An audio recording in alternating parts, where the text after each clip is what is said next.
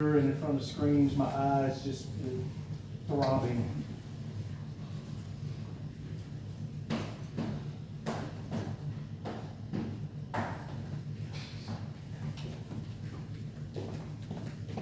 Sorry, it's nothing like being late, is it? I'm having nerves.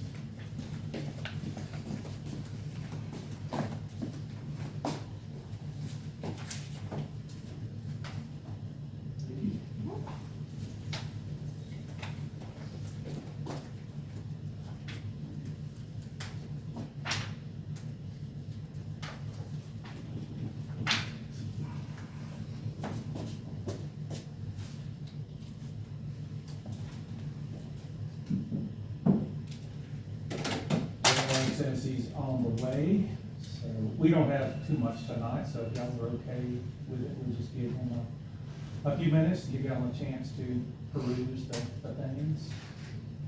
So JR's coming? Yeah. Okay, I'm gonna go make another quick copy.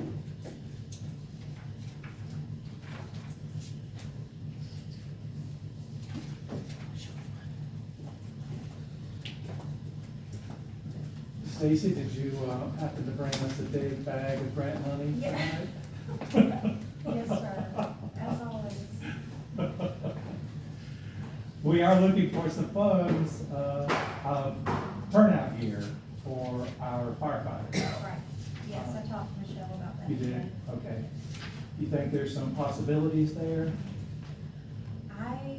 No, not that I'm aware of, Okay. at the moment.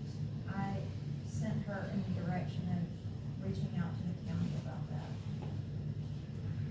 I know there will come a time when they will tell us, no, and we have some asks in right Yeah, that's now what she was that saying. are potentially, no's, because they were very generous with us in the Valley Road repair when it was, 150, they gave us 150, and then it went over, in terms of bid, they gave us 50 more for 200 for that repair. I don't know if they'd give us this 50,000, they're ready for the turnout gear. So, I- EMA? Would That's EMA what, know? that's what I was gonna say, that my other thought was I'm gonna contact EMA tomorrow. Okay. What was that? Turnout gear for the firefighters through EMA, see if they can help us with that. We got an email the other day, and I'm not sure. See if I can find it.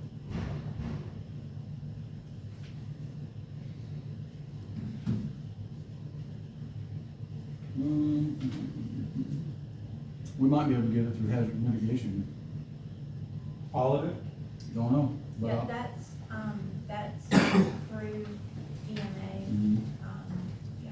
We Okay. can definitely put in for that round, I mean, that And wouldn't, you my- know, timing wise, that's a little ways off still. But Oh, let's see, we gotta have it completed by June 23. that's the letter of intent, it's Yeah. not the Yeah. application. Yeah. And then maybe we can get a generator for the fire department out of that? You can definitely ask for a generator. But we have to have something extra with that, what is it? There's something else we have to have with the LOI that goes with that. Do we have anything open on the grant that we, We have to do a the benefit current cost. grant that we have? No? We have to do a benefit cost. That's not, during the application phase. Yeah. Yeah. Generally, But, right, right, right. yes, but just to submit a letter of intent, Right. we would just need to know which, where you want it, and what the KW is. 30K. 30, yeah. 35,000 is the current quote that we have on a fire station generator. Okay, great. Mobile Gas will give us the connection for free. It's all electric. Okay, I don't know why it was built all electric and no opening windows, but, Mobile Gas will give us we'll need a transfer switch, but I think that would cover that. okay, yeah, well, we can definitely pursue that. It's an HMDP grant, they take a long time, Okay, but we can go down that. great. Yeah. They are, they can open the doors, the back doors, with chains, but everything else in there is a dead stick when the power's out.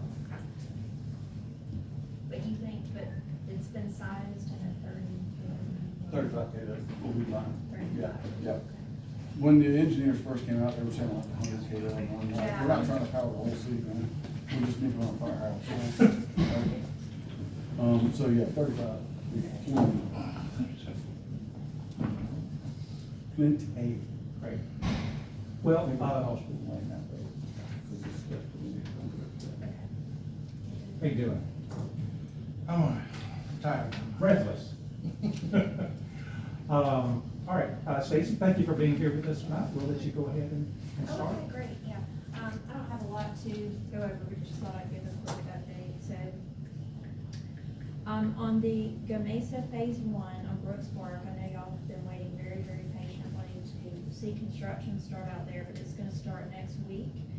And they have everything they need to complete it within, a few weeks' time. They have all the, including all the kayak, equipment that they need to get the kayak launch going and everything, so. What day are they looking at starting? I don't, Chuck had told them, they wanted to start this week, but Chuck had told them they had needed to hold off because y'all were having some events. Saturday, yeah, kayak, paddle, Yeah, but, so I'm not exactly sure which day. I would assume Monday. Okay. If we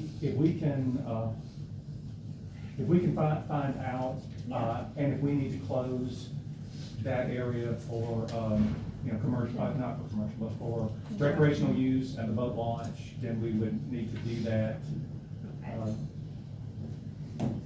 the night before, because folks get there dark 30 to launch their boats and, Got it. and get out Okay. there. So, Second. Monday, what is Monday? First. If they start Monday, then we would need to close it Sunday night. Okay, I'll check with Chuck immediately. Okay, all right. We're just waiting to hear back on the CDBG grant that we submitted to the county. They normally announce those in June, so we should know soon on that. With the Mobile County Commission Restore funding, they have put the request for qualifications for the engineering firm out, and it's being advertised right now. They're gonna close that on May 19th, and then go through their, selection process, which they will conclude in June. So they should have a firm on board. Chuck Starling is putting in for that, but it has to be completed because of the federal regulations, so. They should have a firm on board in July, so that should be moving, the design of that. Which shouldn't take long, it's just CIPP lining and manholes.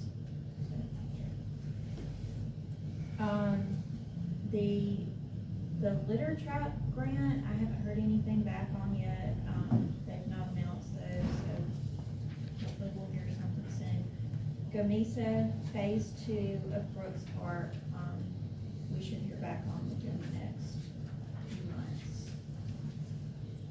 And then the CDBG disaster funding, which is gonna be that huge pot of money that the county's getting, that's, CDBG eligible projects. They're starting the planning phase right now for that, so, we will start to get involved with that soon so that we can make sure that the city of Chickasaw gets, that you get your fair share. And then we will put in a letter of intent for, the latest round of the county's HMGP money for a generator for the fire station. Those are due in June. Thank you, Stacy. A lot of good stuff going on. You're welcome to stay with us, or whatever you like to do. Thank you for Thank letting you. me go first. Sure. All right, a few things with us tonight. First is the Volkert Bridge inspection. This is 2023 and 2024 bridge inspections. These are 3 bridges that the city of Chickasaw owns. We own one on Barraterra near Jim Hanson's house.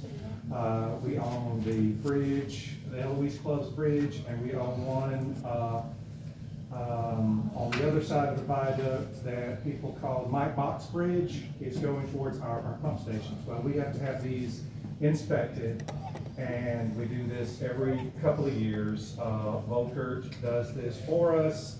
The cost, for these 2 years, $30,000. So that's the first thing, there. The second thing is this is the month that we reappoint, City of Chickasaw, school board members. Parker, Jenny Parker, yeah. She is, one of our, I think she's our only original school board members. She is interested in, continuing on, and, I recommend that she, be reappointed to the school board there. The other item is resolution number 2310, and this is something, that we will do out of our, ARPA funds. We are permitted to use these in this way, and what this will do is this will be, a $3,000 amount paid over 2 years to each eligible full-time employee. So the cost of this will be around $100,000. And the reason for this is that we are not very competitive in terms of our pay right now. Our starting pay, and certainly, able to change that with anything that we have in terms of revenue that we know of, revenue that we think might unexpectedly drop from the sky, and that is just not happening. Michelle did a recap of where we are in the fiscal year with where we are in terms of revenue and expenses. At the end of March, we were at the 50-yard line. And we are right on track, and we have been tight. We have justified every single expense that we have made. We have not made investments in new vehicles. We have bought 1995 vans from other cities to try to, get as much out of this year as we can.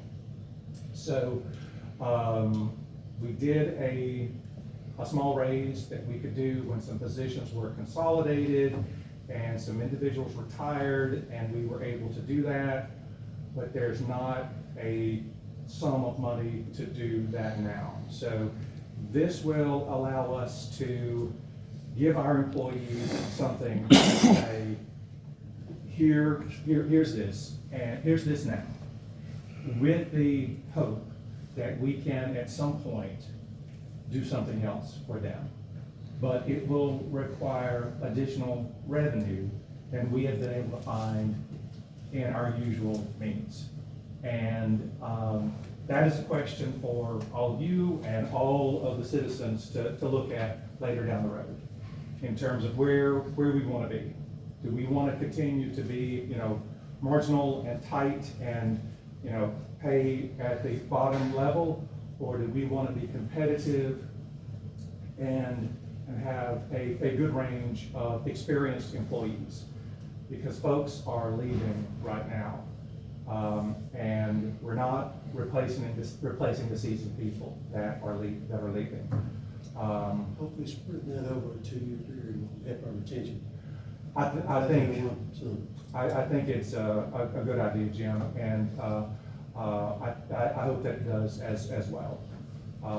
But $100,000 is not a big hit to our ARPA funds. It allows us to hold on to an amount, a core amount, that if whatever happens with our utility situation next door, we are in a position to make that purchase, make that offer, and that be settled as well. So, any questions about that? I'm sorry, I'm curious, what was that again that we're doing? We're using ARPA funds. We're gonna pay each full-time city employee $3,000 over 2 years. $1,500. $1,500 each. $1,500 May 1st, 2023, and $1,500 May 1st. Yeah, and it's, When the other ones reach that, Okay. Right. They gotta make that, But they have to have spent a year here. yeah. Before they'll be on. Year longevity. yeah. Right. And that's it.